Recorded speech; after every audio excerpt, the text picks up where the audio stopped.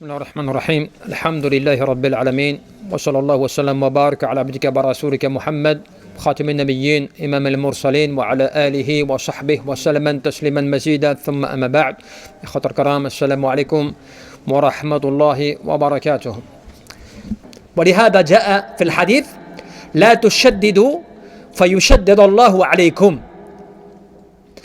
Et c'est comme cela que Ahmed al-Ulama, Cheikh Mohammed ibn al-Athémien, rahmatullah alayh, et nous a donc expliqué cela et qu'il est très intéressant de comprendre et d'analyser.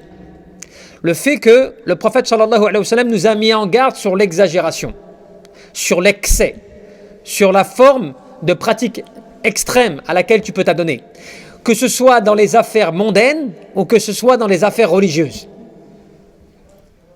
Au point que le alim il nous dit quoi?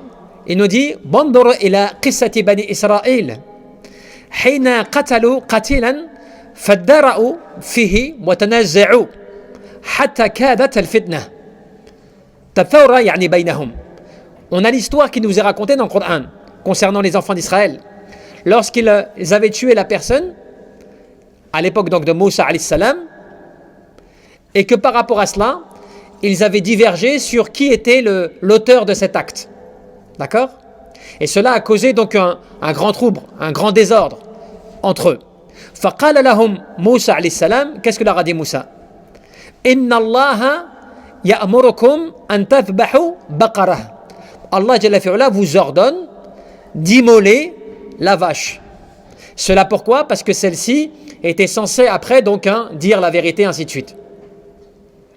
Eh bien, يعني وتأخذوا جزءا منها فتضربوا به القتل. C'est-à-dire que c'était l'épreuve qu'Allah Jalla fi'ala leur a imposée. Il fallait qu'ils immolent cette vache parce qu'avec une partie de cette vache, ils allaient taper celui qui avait été tué et elle allait dire qui était le meurtrier. Donc cela s'était passé comme cela. Et c'était donc l'ordre de Moussa alayhi salam pour découvrir celui qui parmi eux avait commis cet acte-là. Eh bien, فَيُخْبِرُكُمْ مَنَ الَّذِي قَتَلَهُ. Grâce à cela, ils allaient savoir qui avait donc commis cet acte. فَقَالُوا لَهُ أَتَتَّخِذُونَ هُزُوًا. Qu'est-ce qu'ils ont répondu? Est-ce que tu te moques de nous? Et ils ont dit ça à leur prophète, alayhi salam. Et ils ont dit, est-ce que tu te moques de nous en nous demandant d'immoler une vache pour découvrir qui est le meurtrier? يعني تقول لنا أذبحوا بقرة واضربوا ببعضها القتيل ثم يخبركم عن قتله ولو أنهم استسلموا وسلموا لأمر الله عز وجل وذبحوا أي بقرة كانت لحصل مقصودهم. Et donc, la leçon importante, c'est quoi dans cette histoire? C'est que s'ils avaient obéi à l'ordre, au premier ordre, immoler la vache, et vous allez trouver la solution, et on va découvrir qui était le meurtrier. Allah Jalla fi'ala n'aurait pas demandé qu'ils cherchent plus de détails. Mais eux, ils ont persisté. Donc ils ont fait preuve d'un certain extrémisme quant au fait de vouloir se soumettre à l'ordre. Ils n'ont pas accepté cela tout de suite. Donc ils ont commencé, si on peut dire, à polémiquer. قالوا ادع لنا ربك يبين لنا ما هي. Demande à Allah Azza wa Jal qui nous donne des détails sur cette vache. Dis à Allah Azza wa Jal qui nous donne la couleur de cette vache. Dis-nous exactement de quelle couleur elle doit être dans cette couleur-là, et ainsi de suite. Donc ils ont persisté, mais volontairement, à une forme d'extrémisme quant au fait d'obéir et d'agir au lieu d'agir et d'obéir simplement à la base. Ils ont poussé le raisonnement. Jusqu'au moment où وَبَعْدَ أَنْ شَدَّدَ عَلَيْهِمْ ذَبَحُهَا وَمَا كَادُوا يَفْعَلُونَ. Au point que, après, avec tous les détails et la complexité qui leur avait été donnée de trouver la vache finalement, eh bien, avec justesse ils l'ont trouvé, de justesse ils l'ont trouvé, mais ils étaient à deux doigts de ne pas l'immoler. Alors qu'au début, leur avait été ordonné l'ordre d'immoler une vache de manière générale. Mais ils ont tellement poussé, cherché, poussé, tu vois, ils ont tellement exagéré, et bien qu'Allah Jalla fi'ala leur a rendu l'affaire quasiment presque impossible. Mais de justesse, ils ont trouvé la vache et ils ont pu ainsi l'immoler. Donc on nous dit quoi?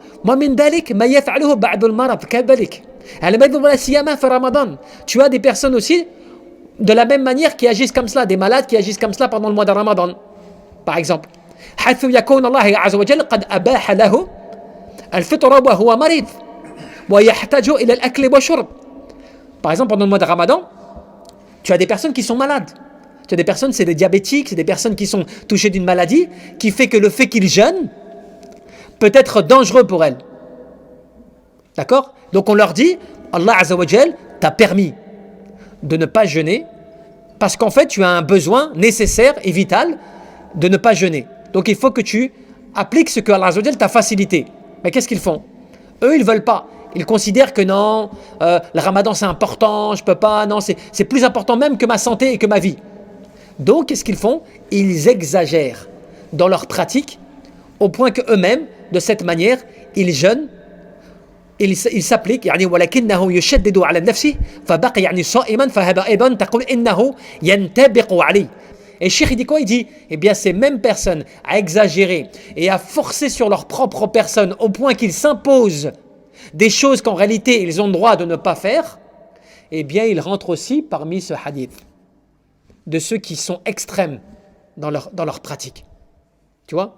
وكذلك أيضا من التشديد في العبادة أن يشدد الإنسان على نفسه في الصلاة أو في الصوم أو في غير ذلك مما يشرح الله عز وجل عليه. Ils exagèrent les gens, certaines personnes, dans la pratique religieuse, dans la prière, dans le jeûne ou autre affaire religieuse. Ils veulent toujours faire plus ou plus que les autres, alors que cela à la base n'est pas recommandé ou n'est pas demandé, ainsi, tu vois? Eh bien, ils rentrent dans cette forme d'extrémisme quant au fait de pratiquer avec extrême ou d'exagérer dans l'adoration d'Allah subhanahu wa ta'ala. Cheikh, il te donne même un autre exemple. Il te dit ومن ذلك ما يفعله بعض الطلبة المجتهدين في باب التوحيد حيث تجدهم إذا مرت بهم الآيات والأحاديث في صفة رب عز وجل جعله ينقبون عنها. Il dit il y en a certaines personnes, ceux qui étudient par exemple, certaines personnes qui peuvent être des étudiants en sciences ou des gens qui ont la capacité d'étudier, eh bien, ils vont exagérer dans le chapitre de l'unicité d'Allah subhanahu wa ta'ala. Par exemple, ils vont étudier des versets et des hadiths, et ils vont rechercher à travers cela, à travers les sifat, tu sais, les attributs d'Allah azza wa jal. Les attributs d'Allah, ils vont commencer à chercher des choses de manière exagérée, à essayer de comprendre, alors que normalement, ils ne devraient pas aller jusqu'à là. Ils vont poser des questions sur des choses que normalement ils ne devraient pas poser comme question. Mais ils sont tellement dans l'exagération et tellement vouloir faire trop et plus que les autres, eh bien ils tombent dans cette forme d'extrémisme quant au fait de la pratique et de l'adoration. Et donc il te dit, ils agissent de cette manière. ولا درج عليها سلف الأمة من الصحابة والتابعين وأئمة الهدى من بعدهم فتجد الواحد ينقب عن أشياء ليس يعني من الأمور التي يعني كلف بها. Il dit, ils agissent d'une manière que même ceux qui les ont précédés n'ont pas agi comme cela. Ni ceux qui ont été parmi les pieux prédécesseurs, ni même les compagnons, ni même ceux qui les ont suivis parmi les imams, les grands imams de l'islam. Personne n'a posé de questions. On a fait des recherches aussi poussées sur des détails que eux vont faire. Tu vois? Sous prétexte, bien sûr, de vouloir rechercher la vérité. Et donc, Cheikh te dit, إن كان سعيكم ما وسع الصحابة رضي الله عنهم أجمعين فامسكوا وإن لم يسعكم فلا وسع الله عز وجل عليكم وثقوا بأنكم ستقعون في شدة وفي حرج وفي قلق. Il dit quoi? Il dit, s'ils s'étaient contentés et que vous vous contentiez de ce sur quoi s'étaient arrêtés les compagnons, quant au fait de ces questions et autres et tout, eh bien, vous auriez été apaisés. Vous auriez pratiqué votre religion avec apaisement. Mais à partir du moment où vous commencez à exagérer dans votre religion et à vouloir en faire trop et plus, Allah Azza wa Jal va vous faire tomber dans une forme d'exagération qui va vous faire que vous-même, vous allez vous perdre. Par exemple, vous avez certaines personnes, elles se prennent tellement la tête dans les mas'ala, dans des questions fiqhiyya, dans des questions jurisprudentielles. Est-ce que ça s'est permis? Non mais la divergence des ulama, non mais un tel il dit cela, l'autre il dit cela, l'autre il dit cela, tu vois. Ils vont tellement chercher les différents avis que, à la fin, tu sais ce qui se passe? Tu sors, tu sais même plus quoi faire. tu sais même plus quoi penser. Tellement tu t'es embrouillé toi-même dans tes recherches. La différence, le problème il est là. À la fin, la personne elle sait même plus qu'elle avait. Des fois même si tu rentres dans son jeu, tu lui dis ah bon, ben écoute, regarde le madhab al-arba, regarde les 4 imams. L'imam Ahmad il dit ceci, l'imam Abu Hanifa il dit cela, et l'imam Shafi'i il dit cela. Et tu as même l'imam Ibn Hazm, qui est un autre imam encore qui dit cela. Et tu as une divergence quand même entre ces imams, les 4 imams, et Ibn Taymiyyah, Ibn al-Qayyim qui dit ceci. Et à la fin, tu sais qu'est-ce qu'il te dit comme question? Et donc du coup on fait quoi alors? Quel avis on doit suivre? Tu vois? C'est normal, subhanallah, t'as demandé plusieurs avis, tu sais même plus comment penser. Au point même que des fois, tu peux avoir 2 grands savants, un il te dit halal, l'autre te dit haram. Comment tu fais alors du coup? C'est pour ça que les ulama ils te disent quoi? Ils te disent normalement, alhamdulillah, tu dois choisir, bien sûr, un alim, un savant, si tu peux t'approcher du savant, du alim pour te poser des questions, et après normalement il y a que fait, ça suffit.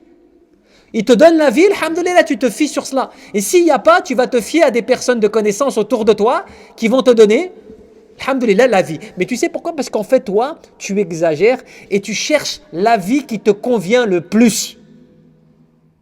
Tu cherches pas la vérité. En fait, tu cherches pas vraiment que la vérité. Tu cherches la vie qui te convient. En fait, tu veux comme un vêtement sur mesure. Tu as vu un vêtement sur mesure? On te prend ta taille au centimètre près, on prend ta mesure, la couleur, tu choisis la couture. Tu peux même choisir le fil de la couture. Tu vois, tu veux sur mesure.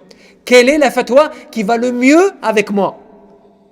Donc, si je peux faire 10 des compagnons, 10 des personnes, des ulama, tout ça et tout pour avoir, et ben il va faire les 10. Tu vois? Il va faire les 10. Alors qu'en réalité, subhanallah, beaucoup de savants ils te disent que ça c'est haram. Il est interdit normalement d'opposer un avis par rapport à un autre. Normalement, quand tu as pris un avis auprès d'un alim, normalement cela veut dire que tu as recherché la vérité auprès d'un savant. C'est tout. Tu as pris l'avis, khalas. Mais normalement, tu ne dois pas aller chercher l'avis d'un tel, et après il t'a donné l'avis, tu dis ok, d'accord. Tu vas chercher un autre avis. Pour voir parce que l'avis ne te convient pas. Mais tu sais que si cet avis-là, il t'avait convenu, si par exemple, je ne sais pas moi, tu voulais acheter un immeuble et tu voulais faire des transactions qui ne sont pas trop claires pour toi et que tu as un avis qui te dit, vas-y, c'est bon, alhamdoulilah, moubah, c'est permis. Eh bien, wallahu a'lam, je ne sais pas si tu vas aller chercher un autre avis. Parce qu'il convient avec ce que tu veux. Toi, tu as le hawa, là tu as la passion qui t'a donné l'accord. Mais si tu veux faire quelque chose, mais que tu vois que l'avis te dit à chaque fois, haram, haram, makro, haram, eh bien, tu es toujours capable d'aller chercher plus loin. Parce que tu veux un avis qui va dire, ma fille baisse, c'est bon, il n'y a pas de problème, c'est permis. Et tu vas opposer cet avis à tout ce que tu as fait avant, subhanallah. Donc l'exagération dans l'adoration d'Allah Azza wa Jalla. Au point que certains, par exemple, ils vont poser la question, je vous donne un exemple sur l'exagération du tawhid. مثل ذلك يقول بعض الناس إن الله عز وجل له أصابع كما جاء في الحديث الصحيح. Tu as un hadith qui dit par exemple que Allah Azza wa Jalla a des doigts. Comme c'est mentionné dans le hadith authentique. إن قلوب بني آدم كلها بين أصبعين من أصابع الرحمن كقلب واحد يصرفه حيث يشاء. Dans le hadith qui dit que, eh bien, les cœurs des enfants de Adam, nous tous, nos cœurs à nous sont entre les 2 doigts du miséricordieux, tout miséricordieux. Et il les fait basculer, tu vois, d'une manière ou d'une autre, comme il le veut. D'accord? Donc le hadith, il est comme cela. Et on a certains, dans leur exagération, qu'est-ce qu'ils vont faire? Ils vont te poser la question, هذه الأصابع كم عددها? Combien de, tu vois, il va commencer à poser des questions sur le nombre de doigts, sur laquelle main, tu vois, il va commencer à poser des questions sur des points que normalement, tu n'as pas cherché à comprendre. Parce que même si tu as plus de détails, en quoi cela va t'aider? Puisque tu as une information générale. Mais toi, tu vas chercher plus de détails. Et ceci et cela. Par exemple, كذلك يعني مثلا ينزل ربنا عز وجل إلى السماء الدنيا كل ليلة حين يبقى ثلث الآخر. Allah Azza wa Jal, il descend au plus bas des cieux toutes les nuits. Au dernier tiers de la nuit, il descend au plus bas des cieux pour entendre les invocations de ses adorateurs. Certains vont poser la question, mais comment il descend? Et quand il descend, c'est comment exactement? Est-ce que c'est partout à la fois ou est-ce que c'est un endroit simplement? Est-ce que c'est uniquement pour les musulmans et pas pour les musulmans? Tu vois, il va commencer à poser des questions sur des sujets que normalement, tu ne devrais pas poser comme question. Tu sais pourquoi? Parce que regarde, subhanallah, le prophète qui était présent avec les sahaba, avec les compagnons.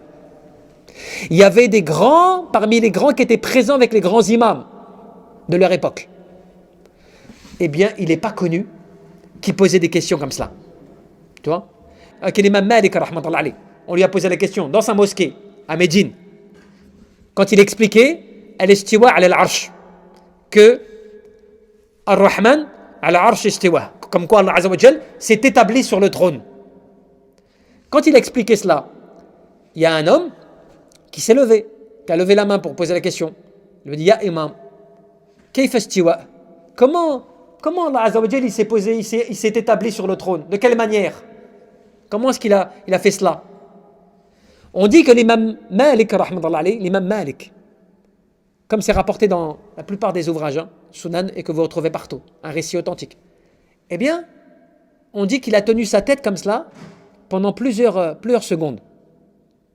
Il réfléchissait comme cela. Et ensuite, il a répondu, voilà, al-istiwa ma'loum, l'établissement sur le trône, c'est quelque chose qui est connu. Wal-kayf, ghayr ma'qoul, le fait de savoir ou de se poser la question de comment, c'est quelque chose qui dépasse le raisonnement, quelque chose qui dépasse l'entendement humain. Wa-su'alu anhu bid'ah. Et le fait de poser la question sur cela est une bid'a, c'est une innovation. Et qu'est-ce qu'il a fait? L'imam Malik à son époque, il a demandé à ce que cet homme-là soit expulsé de la mosquée. Cet homme-là, qu'il soit expulsé de la mosquée. Pourquoi? Bon, on dit comme quoi il était connu pour être parmi les gens, tu vois, qui jouaient un petit peu sur l'innovation, des choses comme cela, justement. Qui commençaient, tu vois, qui posaient des questions comme cela. Pour dire quoi? Le ulama, il s'appuie sur cela pour dire quoi? Pour dire que, pourquoi l'imam Malik agit comme cela? Parce que l'imam Malik, il a connu, il ne faut pas l'oublier, des gens qui étaient des descendants directs de Sahaba, des compagnons. Il a étudié auprès de celui qui était, tu vois, directement de Abdullah ibn Umar. C'était quelqu'un qui était très très proche de la meilleure des générations. Et il était connu à son époque qu'on ne posait pas des questions comme ça. C'est pour ça que vous voyez aucun récit des compagnons du prophète ou de ceux qui étaient les plus proches d'eux qui posaient des questions sur cela. Pourquoi ceci? Pourquoi cela? Pourquoi Allah ceci? Pourquoi Allah cela? Vous savez pourquoi? Parce qu'ils avaient leur cœur, al-qalb, il était pur. Eux, ils acceptaient l'information comme elle était. Ils ne cherchaient pas plus loin. Ce que le prophète a expliqué, il l'acceptait. Ce qu'il n'a pas expliqué, eh ben, il ne rentrait pas dans les détails. Certains vont te dire, oui, mais c'est un manque de compréhension, c'est un manque, tu vois, de réflexion et tout. Pas au contraire. C'est parce qu'ils étaient tellement ancrés dans la foi, dans l'iman, que eux, ils se suffisaient des informations qu'ils avaient. Que nous, ou que ceux qui sont venus après, parmi les gens de l'innovation et autres, qu'est-ce qui s'est passé? Ils avaient un besoin d'assouvir des divergences, d'alimenter des divergences. Et donc malheureusement, plus les siècles passaient, plus les gens héritaient de plus en plus d'innovations. C'est pour cela qu'aujourd'hui, on entend de tout. Des choses, tu vois, qui n'ont jamais... Et même voir maintenant, on t'interdit le fait de te limiter à la pensée. On te dit presque maintenant, le ulama de tafsir, tu vois, ceux qui ont commenté le Coran, que tu vois, vraiment, qui sont les références te permettant d'accéder, à comprendre le Coran, on te dit aujourd'hui, non, il n'y a plus besoin maintenant. Bah, le Coran, tu peux le comprendre toi-même. Tu prends le Coran, tu lis, tu comprends tu comprends le sens des versets et tu l'adaptes à ton niveau, à toi. Et ils oublient que dans Tafsir al-Qur'an, dans l'interprétation du Qur'an, il y a des qawa'id, il y a des fondements, il y a des usul. Tu dois adapter les versets par rapport aussi, il y a des sabab al-nuzul, la raison et la cause de ces versets, de quelle manière, au point qu'ils oublient un hadith. Où le prophète me l'a dit, celui qui interprète al-Qur'an différemment de ce qu'il a été dit, qu'il prépare déjà sa place en enfer. Tu vois, c'est pour dire quoi? Tu ne parles pas sur le Qur'an et tu n'interprètes pas le Qur'an comme tu le veux.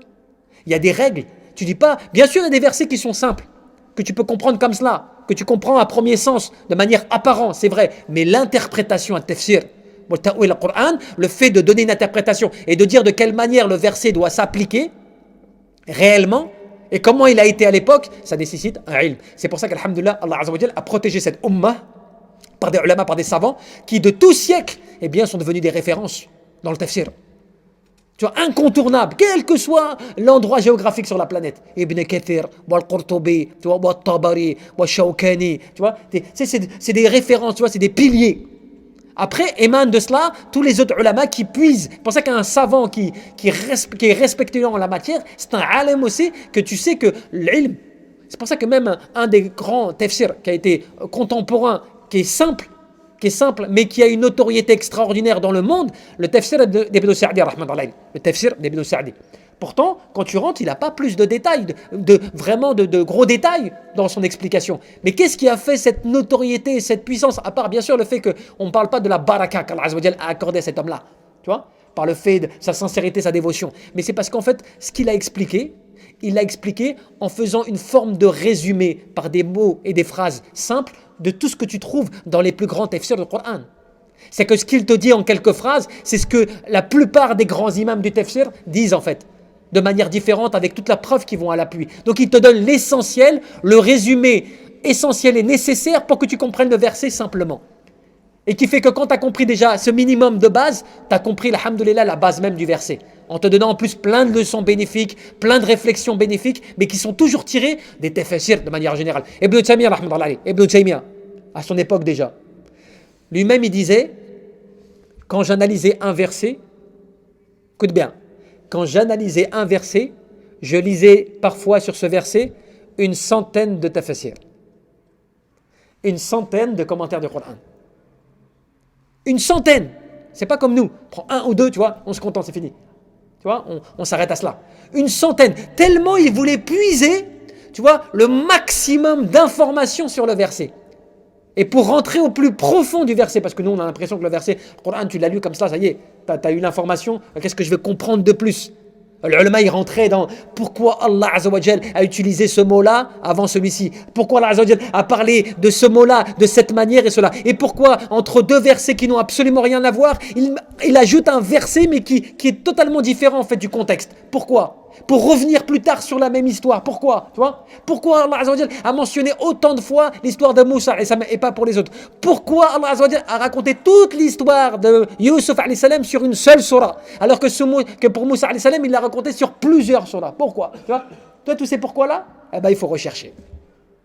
Tu vois? Il faut rechercher, il faut étudier, il faut analyser. Et quand tu découvres ce secret-là, quand tu analyses, quand tu rentres dans les détails, là après, là tu comprends. Comme disait Ibn Taymiyyah, il disait à la fin de sa vie, c'était dans les derniers jours de sa vie, quand il était encore, tu vois, il était privé de tout, il disait, Subhanallah, nadimtu, je regrette.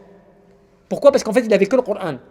On lui avait tout retiré, les plumes, les cahiers, les feuilles, tout, on lui avait tout interdit. Il lui restait que le Coran qu'il avait encore avec son cœur, tu vois.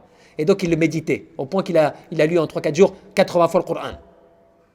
Eh bien, il disait, je regrette mes années passées où je n'ai pas plus médité sur le Coran comme je l'ai médité maintenant. Il s'est retrouvé dans une situation où il a tellement médité le Coran, pourtant c'était à la fin de sa vie, eh bien il dit, je regrette. Parce qu'il a découvert des choses qu'il n'avait pas découvertes avant, subhanallah. Alors qu'on aurait pu dire, oui, mais il arrivait à la fin de sa vie, normalement, il arrivait au summum, il arrivait au maximum, tu vois, de ce qu'il aurait pu comprendre de sa religion, à son niveau. Non, c'est lui, il te dit, à la fin de sa vie, finalement, il se rend compte qu'il a perdu beaucoup d'années à ne pas avoir réfléchi plus sur le Coran, comme il l'a fait là, dans le dernier moment de sa vie, subhanallah. Pour dire que, finalement, le Coran ne croit jamais que parce que tu l'as lu, ça y est, tu l'as compris. Que parce que ça y est, tu le lis beaucoup, ça y est, t'as tout perçu le Coran. Le Coran, toute ta vie, il va t'apprendre des choses, jusqu'à même au dernier jour de ta vie, il va t'apprendre des choses. Si tu lis, tu sais pourquoi? Parce que le Coran, il te parle selon le contexte dans lequel tu es. Quand tu es dans le bien, il te parle dans le bien. Il te rappelle des choses par rapport à ta situation. Quand tu es dans une mauvaise situation, il te rappelle des choses dans sa situation. Donc ce qui fait que tu ne peux pas comprendre certaines situations parce que tu ne les as pas vécues. Et c'est quand tu les vis que le Coran après il te parle, tu dis subhanallah. Rappelez-vous Omar ibn Khattab, après je terminerai sur cela. Omar ibn Khattab, quand le prophète il est mort, alayhi salam, le verset il le lisait. Tu vois? Que si le prophète devait mourir, est-ce que vous reviendriez sur vos pas? Tu vois? Le verset il le connaissait. Pourtant le jour où il est mort, sallallahu alayhi wa sallam, le prophète Omar n'arrivait pas à accepter, à entendre que le prophète pouvait être mort. Il disait c'est pas possible. Il est parti, il va revenir. Tu vois? Il n'est pas mort. Allah Azza wa Jal, il l'a pris comme Isa alayhi salam, il va redescendre et ainsi de suite. Au point qu'il ne voulait entendre personne. Même Abu Bakr, qui essayait de l'interpeller, il ne voulait pas l'entendre. Et Abu Bakr a dû prendre la parole pour rappeler le verset coranique et lui-même disait quand j'ai entendu ce verset, c'est comme si c'était la première fois de ma vie que je l'avais entendu. Parce que pourquoi? Parce que là, le verset, il l'a vraiment vécu. Avant, il le lisait, mais il ne le vivait pas. Mais là, il l'a vécu, le verset. Et quand il l'a vécu, il a eu un autre impact, le verset, sur lui. Subhanallah. C'est là qu'on se rend compte que le Coran, c'est pour ça que c'est tu vois, c'est le Coran, le miracle, le côté miraculeux du Coran, c'est exactement cela. Et que toute ta vie, le Coran, il peut t'apporter des nouvelles informations, voire même il peut te donner des interprétations multiples, alors que c'est toujours le même verset. Hein. Mais il va te donner des interprétations multiples parce que c'est par rapport à ta vie, à ton cheminement, tu vois, à ton vécu, à ta connaissance. Plus tu grandis en science, plus les versets, ils te donnent une autre interprétation. سبحان الله والله أعلم نسأل تبارك وتعالى أن يرزقنا الإخلاص في القلوب والعمل والنية اللهم ربنا فاغفر لنا وارحمنا